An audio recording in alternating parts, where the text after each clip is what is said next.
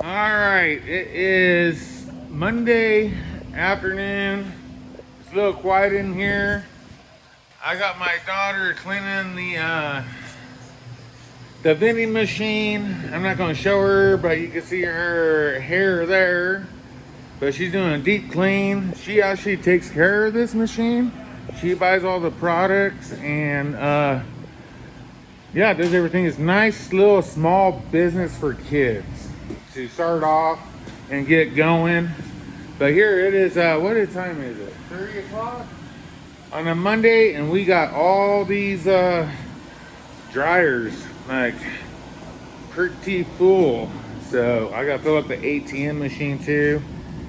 That's a nice little business, not for kids because there's too much cash in there. But anyhow, yeah, cleaning lady will be here pretty soon. Take care of that.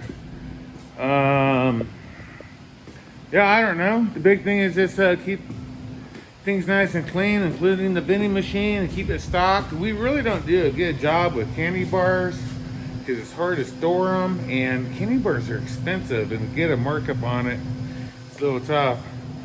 What do you think of the vending machine business, girl? Like it. You like it? Yeah. All right. I don't want to show your face on YouTube, okay? I don't want it. You don't want to be on YouTube? Are you sure? Well, you're doing a good job cleaning. So anyhow, that's the inside. All the quarters are there. And yeah, it's a vending machine. I wish I would have got two. One for soda and one for snacks, because the sodas, we got to fill it up constantly.